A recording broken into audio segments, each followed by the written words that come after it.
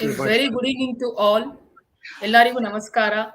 Deepa here hosting the webinar session. I am a business partner with Arctic Traders. We are authorized distributor for Kruger Farms for Karnataka region. Thank you all for joining this session. The Refrigeration and Air Conditioning Trades Association Limited, RATA, is one of the oldest associations working for the development of MSME in field air conditioning and refrigeration industry in India. This was established in the year 1949. The association brings together people from the entire industry and gives them a central forum to help them accomplish their common goal of making progress and achieving the success. Today, as on today, Rata has around 15 chapters across India and 1350 members across the India. Currently, our national president is Mr. Mihir Sangvi, and myself and the complete team here, we belong to Rata Bangalore. We have around 18 members, which is headed by Mr. Mulender Jain, who is the CEO of Shravan Refer. Today we have a very interesting topic on Grow Wealthy Not Rich by Mr. M. Krishna Prasad. He is the first generation entrepreneur, a qualified engineer and management graduate running the refrigeration and air conditioning parts trade company Fridge House, Bangalore since its inception in 1986. He is member of Dealer Advisory Committee of Emerson Climate Technologies Private Limited. He is very instrumental in this company, winning many sales performance awards at region and national level consistently from Emerson Climate Technologies Private Limited and other principal companies. Sir, we welcome you. We welcome you on this online webinar. The stage is yours, sir. Thank you, Deepa, for that very elaborate introduction. Thank you very much. Today I'm going to speak on an important topic: grow wealthy, not rich. So with the help of the slides, I'll be proving my point, what we mean by wealthy and what do we mean by being rich.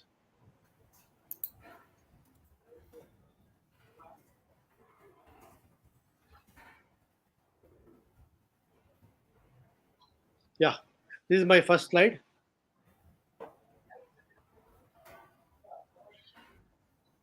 This is my first slide. Grow wealthy, not rich. So I would like to first define what is the difference between being rich and being wealthy. Now let me just explain. Richness means a lifestyle. You may have a flashy car, you may have a mobile which is about 1.5 lakhs, you may have high-end watch with you, and you may be going on a frequent foreign travel. So to the world, you are showing that you have a lot of money, and the reality may be different. To drive home the point, whereas in the case of wealthy, that means there is a continuous flow of revenue for the person, and his lifestyle may not change with the happenings in front of him. To drive home this point, let me give a small example of Ram and Sham. Both of them were working in a retail showroom, and they have been working for the last 10 years. Both Ram and Sham are earning about 60,000 rupees per month. Now Ram, he has a very flashy lifestyle. He has purchased a high-end car. He has to pay about 20,000 rupees as EMI every month. He has a mobile worth about 1 lakh. He has to pay about 7,000 rupees as EMI every month. And to make these payments, he has borrowed loan from his friends. He has taken some bank loans. But to the outside world, he is perceived as a person who has a lot of revenue. Now just imagine this is what happened actually during the corona period. Both this Ram and Sham lost their jobs. So Ram lost his job, and suddenly his salary stopped. And from the next month onwards, he was not having money to pay his EMIs, to pay the loan which he had taken from the bank, or to repay his friends' loans. So suddenly his lifestyle changed. He was almost bankrupt. There was no source of income for him. He had to sell his car, he has to sell it mobile, and then his lifestyle completely changed. And as a consequence of this, what happened is, because of the pressure to have the money in hand, He got into a job at the earliest. He did not wait. He got a job which was paying him only 40,000 rupees. Earlier, he used to get 60,000 rupees, but now he is getting only 40,000 rupees. He has lost his car, he has lost his mobile, which has been all sold away. So his life has changed, and today he is not able to show to the society that he is a rich person, that he has a high-end mobile and all. So this is what we mean by rich. Rich is a lifestyle, but it is not inherent. Now let's take the case of Sham, that is a friend of Ram. He too was working in the same retail showroom, getting 60,000 rupees monthly earning, but he had spent the money on investments. He has invested his money on shares, that is a stock, on the stocks. He has invested monies in the mutual fund, and he has kept some money as deposit in the bank. Now, in the last 10 years, he has developed his secondary income source, and he used to get about 15 to 20,000 rupees every month. So this 20,000 rupees he was continuously reinvesting and improving his source of income. Now when Sham lost his job, he was not in panic. But even though he lost the job of 60,000 rupees, he was still getting 20,000 rupees per month, and he had some money in his bank account. So he was able to afford to search for a good job. He searched for a very good job, and after 3.5 months, he got a job which was paying him 60,000, which was paying him 65,000 rupees. So this is what happened when you have multiple sources of income, and that is what is called wealth. That is what is called as wealth actually. So we all need to aspire to be wealthy and not only rich actually. To say in a sentence, a person, the day he loses his job or make losses in his business, his lifestyle gets hit and he may no more be rich. So this is the meaning of having a rich lifestyle. And wealthy means, what is the meaning of wealth? Wealthy means he is earning money even when he is sleeping. I would like to quote a very famous saying by Warren Buffett, who is the third richest person in the world, and he has made all his money in the stock markets and in the real estates. What he has said is, if you don't find a way to make money while you sleep, you will work until you die. It is a very strong statement. So we all need to drive home the point what Warren Buffett has told us. So now let me come to the second step. What you have to do to become wealthy. If you have to become wealthy, you have to start the habit of start investing from the very beginning of your career. Maybe you finish your studies by 25 years and then you get into a job and you start earning. So you make it as a habit that certain percentage of your earning you will be saving in creating assets. As a thumb rule, I would like to tell you that 30% of your income you have to put in asset building activities. And if you have to do this, there is a very important caution for you, which tells avoid buying things on loan or credit cards, stop impulsive spending and buying, which means avoid purchasing things on credit cards and loan. Have whatever is the bare minimum you require, at least in your initial days of earning. Invest those money in asset creating assets, and that assets will keep giving you revenue on a continuous basis. And you have to stop this impulsive spending. I think many of us has a habit of spending without any reason. If you see the newspaper or the TV, you will see thousands of products which are displayed, and they will tell you how they are going to change your lifestyle and how it is going to make you more comfortable. But friends, I am going to warn you, don't spend on things which is unnecessary. If you want a mobile, the purpose of mobile is to communicate through as a telephone, to send emails and messages, and to take photos. I think you can get a mobile for 5,000 rupees with all these facilities available. So rather than going for a mobile of 75,000, 50,000, 1 lakh, better go for a mobile of 5,000 and invest that money in asset creating activity. So likewise, if you have to purchase a vehicle, if you have to spend 10 lakh rupees on a car, and if you can avoid that 10 lakhs, go for a car of 3 lakhs or 4 lakhs, or go for a second hand car, or even go for a two wheeler, probably you can save a lot of money, and that money you can put in asset creating activity. So this asset creating activity, once you start, over a period of time, will become a big lump sum amount. So let me go to the next slide. Now I will tell you, I have told you that we all have to create assets which can give us returns over a period of time. And according to me, there are three sources of income which can make us wealthy. So let us build these three sources and see that we get a considerable amount of money every month. Let me to name the three asset. The first thing is enhance your earnings in job or in business. And the second asset creation is through investment in stocks, mutual funds, gold, silver, bonds, fixed deposits, provident funds, etc. That means investment on these kind of things. And the third important asset is investment in real estate. That is mainly on rent earning commercial and residential properties. And there's also one more source of income which only a few may possess that quality, and that quality is writing books. Everybody may not have this quality, but there are few people who have this quality of writing books. So if you're able to write books, then you start getting royalty on a monthly basis, and this is another additional income for you.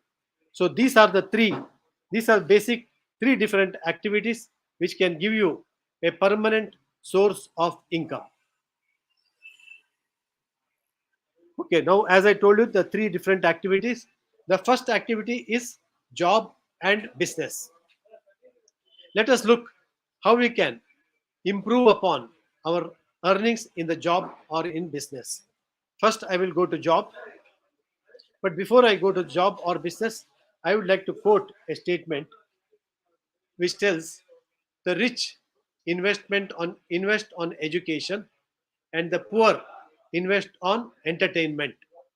I will repeat: the rich will invest on education, and the poor will invest on entertainment.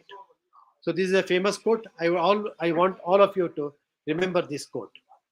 Now let me go to explain how can we enhance our earnings in job and business. Let me come to job first. The first thing is, after your education, maybe it is a 12th standard, it may be a degree or a post graduation. You have to, once you come into job, it is not the end of getting yourself educated. Once you come into the job, you have to do your evening courses. You have to earn your degree, and if you have earned your degree, then you have to get your postgraduate degree, and you have to get your MBA degree. You have to continuously continue the habit of getting educated.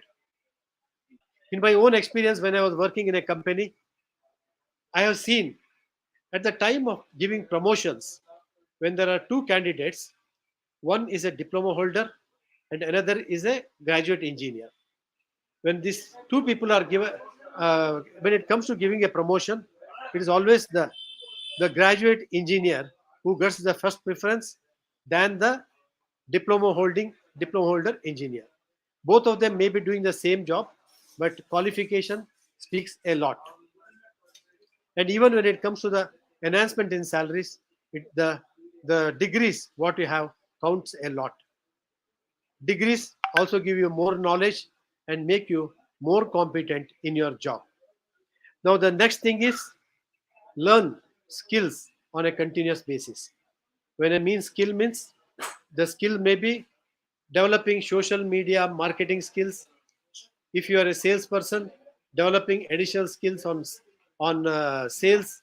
If you are a accounts person, develop your skills in accounts, and likewise in marketing or in whatever job you have been doing. Try to enhance your skills, and you become you become uh, enforced, and you become enforced to ask for a higher salary or a higher jump in your salary. So keep this process continuous. You have to attend webinars and workshops on a continuous basis. Now, the third important thing is joining related associations. Maybe in our case, we are related to refrigeration, air conditioning. So we have various associations like RATA, ISHRE, and so on. So if you are a person working in these companies, it is impertinent that you have to join these kind of associations. It is at these associations you meet people who are in the same line. You meet people or proprietors or CEOs of company who are in the same line, and that is a place where you interact with people, enhance your skills, and there may be an opportunity also that you may get a different job with a high paying salary. So this is how you have to look at job. And next I'll come to business. I am also doing the business for the last 35 years, and what I speak is from my experience.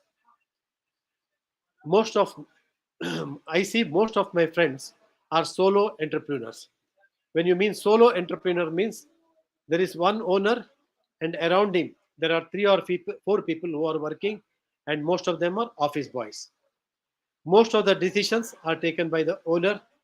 The billing is done by the owner. The quotation is given by the owner. Marketing is done by the owner, and the collection of payment and delivery of material. Everything is done by the owner. It is a one-man show. So, but if you want to improve your business, if the turnover has to increase, if you have to make more profit, then you have to learn a systematic way of doing business. When I mean a systematic way of doing business means you have to follow systems and processes in your company. You should have different marketing departments. You should have different sales, HR, accounts department, operations team, and inventory maintenance team. And each person, each department has to be given a specific work with a proper guidance of what is expected from them. You should also need to have a proper cash flow system, a monitoring system of all the work that is expected to be done. And you should also know, as a owner, you should also know how to delegate things to the teams. Forming teams is another important work what a owner has to do. As a simple method, you can find there are a lot of coaches who are available in the market, business coaches who are available in the market. You could hire or engage any coach who can help you continuously to develop these skills. Now, apart from doing this, you also business means enhancing. You have to improve your business. If you're doing X amount of business, next year it should be X plus 20%. The next year it should be X plus 20 plus 20%. So you have to continuously grow your business. So if you have to grow your business, one is there is a natural growth in the business, and the second is you have to add new products for the business what you are doing. And if you have to know what are these new products, then you have to attend exhibitions, you have to you have to attend workshops and find new products, new customers, and new customers. And as I told you, enhancing the skills, the next point. Enhancing the skills can be done by attending webinars, seminars, and interacting with the people. So skill development and knowledge development has also to be done on a continuous basis. So this is how we can enhance our earnings in the line of job or from business. Next, let me go to the second line, that is stocks. The second line I'm taking is stocks or mutual funds or any other forms of fixed deposits.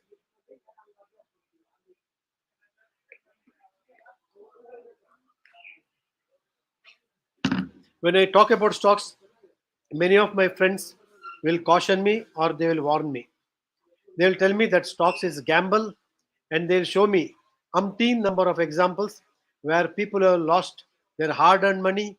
I have seen even people who have mortgaged their house, got money, invested money in the stocks, and lost the entire money, and they had to sell their houses. I see many examples like this, and many of my friends have been cautioning about this. But friends, I totally don't agree with this kind of a logic.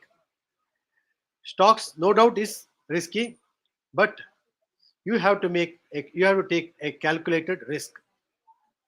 When I tell you calculated risk, let me explain what is blind risk and what is calculated risk. For example, I want to climb Mount Everest. The height of Mount Everest is 27,000 feet above sea level. My earlier experience is I would have gone for trekking, say 2,000 feet high or 2,500 feet high. So that is my experience. Now, if I tell I want to climb Mount Everest, and if I start climbing Mount Everest, I may come across boulders on the way, rocky mountains on the way, and snow-covered mountain tops, snow-covered tops, and I may not know the way how to overcome these boulders or how to climb in a snow-filled mountain. So the chances are there that I may slip down in the snow of the mountain, or I may slip down when overcoming a boulder or a rocky mountain. So my chances of climbing the Mount Everest is very less. Next, let me take another possibility. There is a mountaineering course which the Mountaineering Institute conducts in Darjeeling. It is a 6 months course. So during this 6 months course, the college teaches you how you have to climb hills which are 27,000 feet high or 28,000 feet high. It will teach you what kind of dress you have to wear, what kind of shoe and gloves you have to wear, what kind of tools and hardware you need to carry along with you, and how you can climb a snow filled mountain. And they give an intensive coaching of 6 months with the practical experiences. First, they take you for climbing a hill which is 4,000 feet. Then they take you to a hill which is 10,000 feet. Then they take you to climb a hill which is 15,000. So, likewise, slowly they develop you to climb a bigger hill. Now, after doing this exercise, I am sure my chances of climbing Mount Everest are fairly high. And this is called as calculated risk, which means it is not 100% sure, but there are very high chances that I will succeed.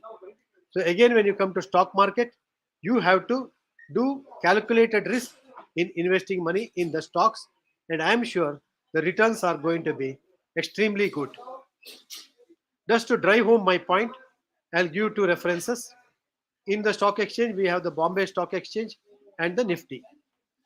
The Bombay Stock Exchange has index. Let us look at the index. In the year 1990, the index was formed and it was kept as 1000. Now, after 29 years, in the year 2019, the index had reached 41,254. That means the index has grown by a CAGR, that is compounded annual growth rate of 18.5%, which is the average increase of shares. Let me now take the example of Nifty.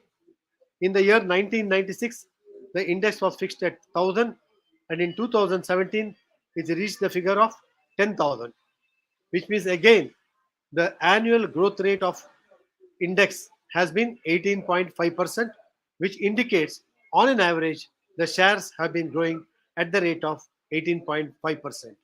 There may be some shares which have grown 25%, 30%. There may be some shares which have grown at 5%, minus 10%, and some shares the companies itself would have closed. So this is about the stocks. And then for the people who are averse to take risk, there is the mutual funds which are available. The mutual funds give a return of anything between 10 to 13% over the last 20 years. And if you still wanted to be safe, you want to be very safe, then there are bank fixed deposits, debentures, public provident funds, and bonds. So all this may give you an average return of 7 to 10%.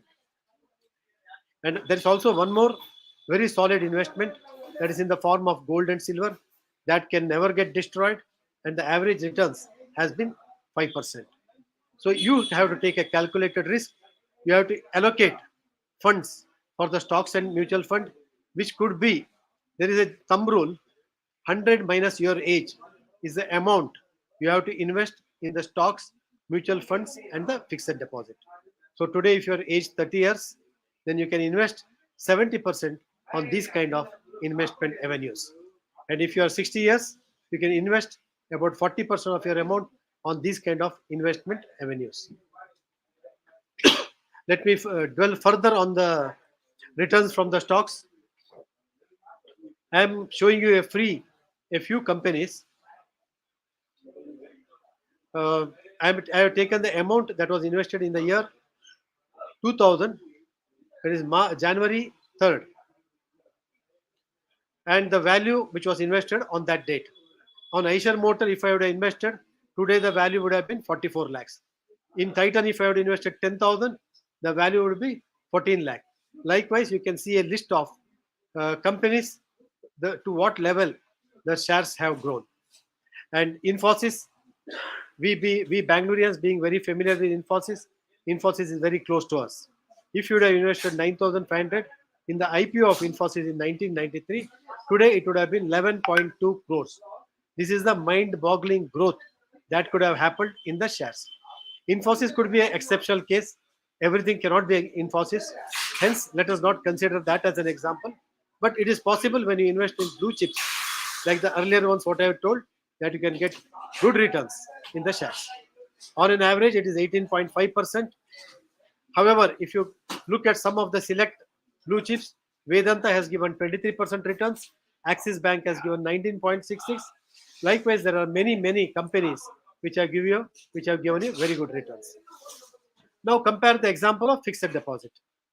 If you have invested 10,000 rupees with 8% returns on 3/1/2000, on 1/9/2000, the value would have increased to 47,223.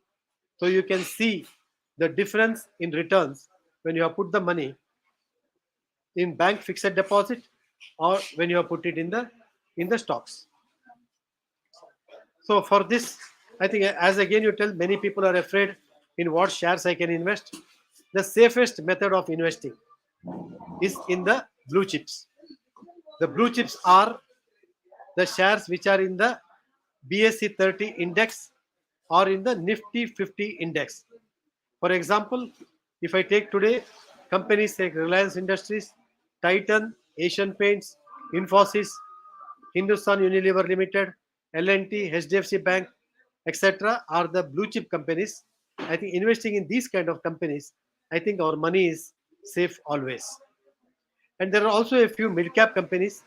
Generally, mid caps give slightly higher returns compared to the blue chips. So and they also have a faster growth rate. I have named a few mid caps. To name a few mid caps, one is Pidilite, next is Relaxo, CDSL, HDFC Life, Havels, and Polycap. So investment in this kind of shares may be a safe bet, and they can give you a compounded return of say anything between 15 to 20%. Before I proceed, I will also give certain tips.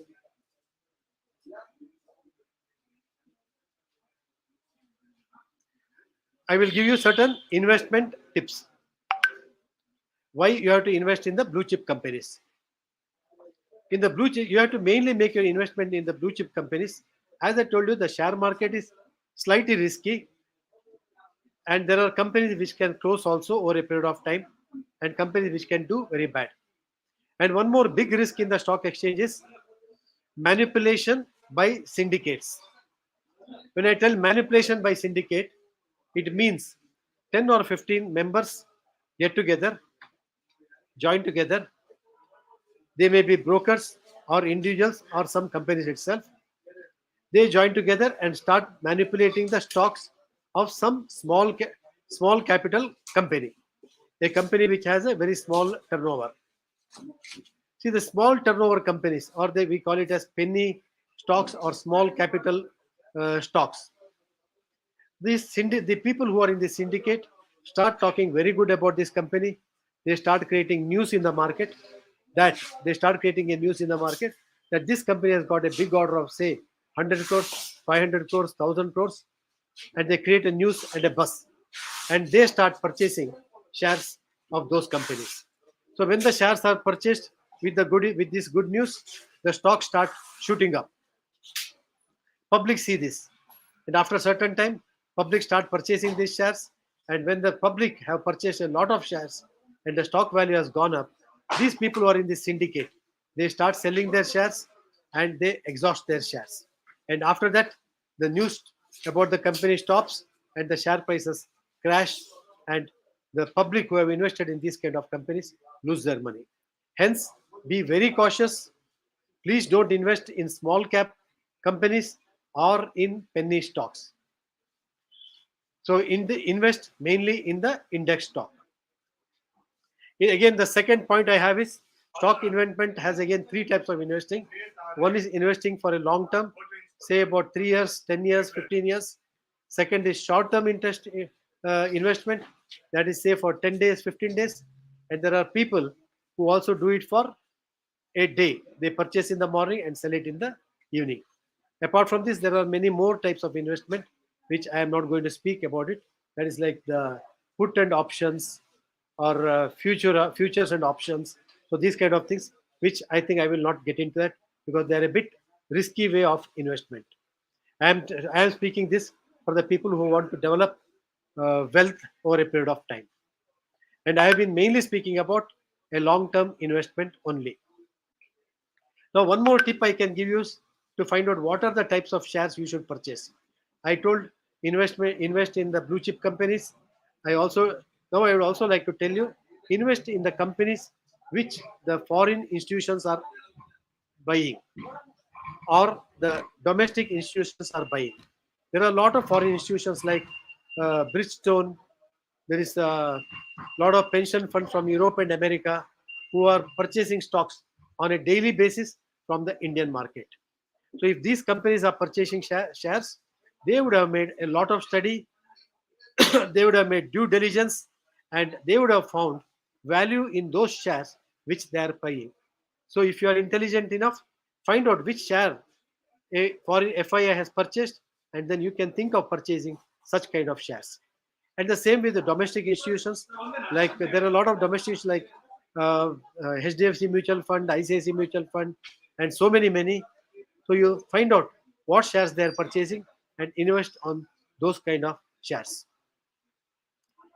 And when I have told you, when you invest in large cap shares, please don't purchase and just leave it for years together. You have to study those shares on a continuous basis. For this, what I would like to tell you is quarterly results are the important information which you get regularly, which denotes the company's top end growth, that is the turnover growth and the profit growth and the outlook of that company. So if you have 10 or 15 shares with you, whenever the quarterly results of that companies are announced in the newspaper or on the web, please study the result. Find out whether the top line has increased, whether the profits have been increased. Keep watching it for 3 quarters continuously.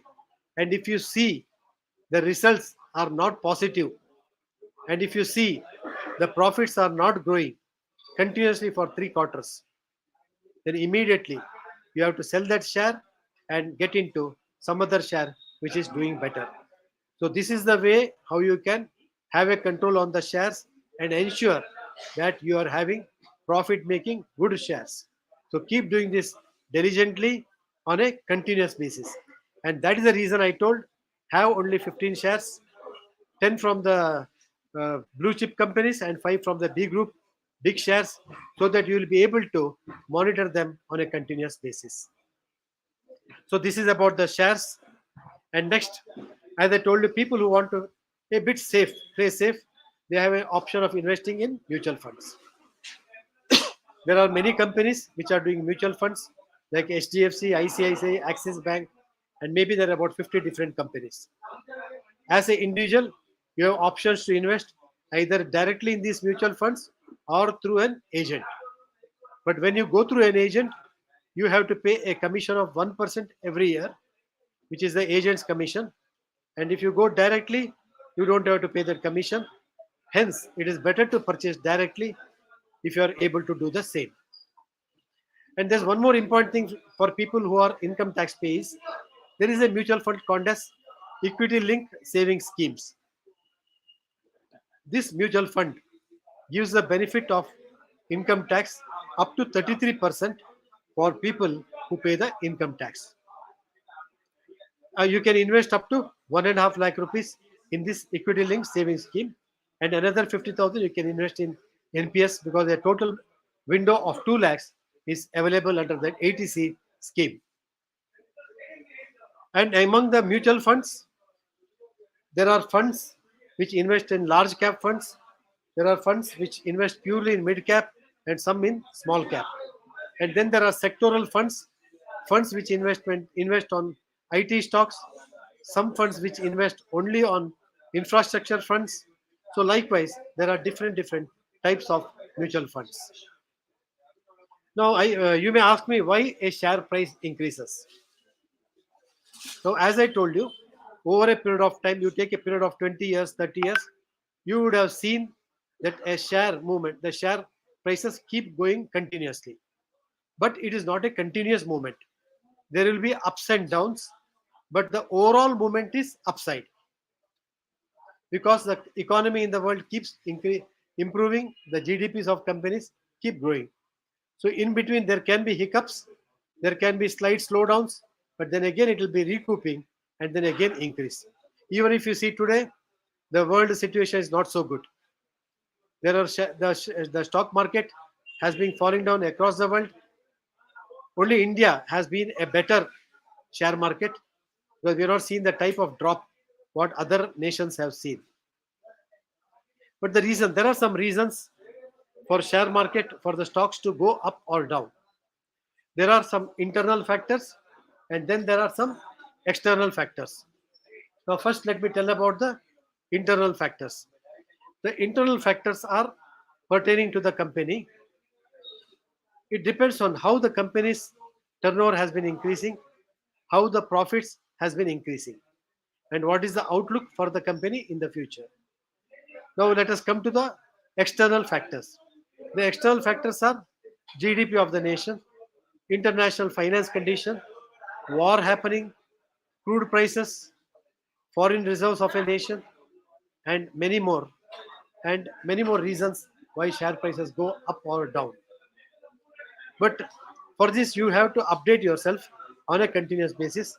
There are a lot of workshops which are conducted regularly, offline and online workshops. There are plenty of YouTube channels which can give you a lot of information. And then there are newspapers like Economic Times. There are sites like moneycontrol.com, screener.in, which can give you a lot of information about the shares. Now, moneycontrol.com is a very informative website which can give you, if you put a click on mutual funds, returns on mutual fund, it will give you a list of mutual funds who has given you the highest returns in the last 5 years, in the last 10 years, in the last 20 years. Probably such information can help you make a decision to purchase the mutual funds. So you need to continuously keep enhancing your information, your knowledge. So that is about the stocks, and I have given you some tips on what basis you can make the purchase of the stocks. So now the third avenue or the third source of income for any person is the real estate. By real estate, in real estate again there are many avenues. You can purchase an agriculture property and get agriculture returns. You can purchase a residential site, a commercial site, a residential apartment, or a commercial property. You have many options available. But I would prefer you to purchase a rent earning property which gives you returns every month. And for this, the two avenues are: one is residential rent opportunity, and the second is commercial rent opportunity. So when you go to the rental For a residence, then the average returns you may get is 3%, and the annual appreciation of the property value may be 3 to 5%, which means you may get 6 to 8% returns. When you go to commercial, the rentals may be 5% approximately, and the capital appreciation may be 3 to 5%. So you may get a return of 8 to 10%. Hence, it is always better to go for residential, better to go for commercial property, which can give you higher returns. Friends, again, there are people who are afraid of investing in land because they have to take care of the land. It may be encroached, or sometimes the rental property, the occupant of the property may not vacate it at time, and hence you may face some problems. And for people who have who are skeptic about such kind of problems, there is one more investment opportunity which is called as REIT. That is real estate investment trust. Now these kind of trust, like mutual funds, they collect money from the individuals and purchase properties and give it for rent. The rent earned is given to the people who have invested in this trust. So it is another form of investing in the. It is another form how, like just how you are investing in the mutual fund. So this is a safe type of investment in real estate. So real estate, the values may be high. The amount you have to invest may be 30 lakhs, 50 lakhs, 1 crore, or 1.5 crores. So this may be possible at a slightly later stage of your life. So you might have made your beginning of earning revenue at your 25th year, but maybe you may have to cross your 30th year or 35th year when you have substantial funds which you have saved, which you have built assets, and that asset you can now use to purchase the real estate and have the third source of revenue. So third source of revenue. So this is how you can build three different sources of revenue. Now my final slide, that is how to become wealthy. Now the earnings what you do from your job or from your business is called as your active income, which means you are personally involved and you are putting your 8 hours or 10 hours in that particular job or business, and then you earn the money. That is called as active income. And the second, your investment in stocks, mutual fund, PPFs, deposits, or rental income of real estate, these are all passive incomes. So you should try to enhance your earnings from passive income because they are your permanent income. Come rain or shine, come you are sleeping or you are running, you will be earning money on a regular basis. So this passive income will compensate and supplement your primary income from your job or business, and put together they will make you a big revenue which will accrue to you on a monthly basis. As a step, I told you, be a prudent be a prudent investor, save money, buy things which are only essential, don't be an impulsive buyer,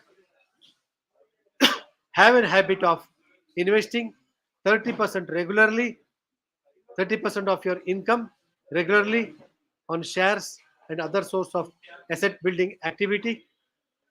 And if you keep doing this over a period of time, maybe 20 years, 25 years, 30 years, you will start earning revenue to such an extent where you will be independent of all the worries, and you would have made a big fortune, and you can live a life peacefully. And I think that's all what we aspire, and that's all what I have to tell today. So now if any of you have any queries or any doubts, you can always you can ask with me. Thank you. So I thank you, each one of you. Am I audible? Yeah, you're audible. Yeah. So I thank each one of you who has taken time out to attend this very interesting program. Excuse me, Mulinder. I think before that, that question and answer is there. Okay. I think you have Okay. to ask the question. So You can see a question. I'll surely. Before Yeah. that, my observation is all these days I knew Prashad, who is a thorough HVAC engineer and who has a line in front of him, very busy life.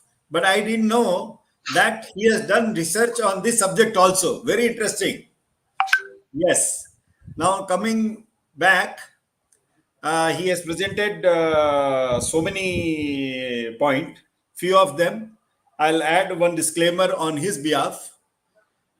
Okay. Investment in shares and mutual funds has risk involved. So before doing it, take your call. So this is a disclaimer from me on Prashad's behalf, on Rata's behalf. Yes. I think Now, Mulinder, I have told about that point earlier. okay, I have not I gone have through. told that Okay. you have to make very calculated risk, and there is risk involved in this strategy. But still, Very it is true. worth taking the risk. I agree. Maybe I have not heard, Yeah, but yeah, that is the very disclaimer beginning. when this goes as a disclaimer, Yeah, we have done that. We have touched upon that point. I understand. Yeah, That, that is it's that is important. what my says. Correct, Tomorrow correct. somebody should not sue you, yeah.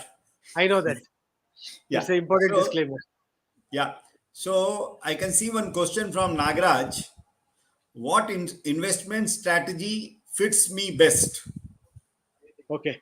So when I investor strategy, I think Nagaraj, I can see his photo also. He looks Yeah. to be an youngster. Maybe he's in the age group of about 28 to 30 years. That is what I can make out from him. I think when I Nagraj has to reply. Nagaraj, yeah. I think it looks like he must be in the very beginning of his uh, job Career. career. So maybe he's earning about 30,000, 40,000, somewhere in that range.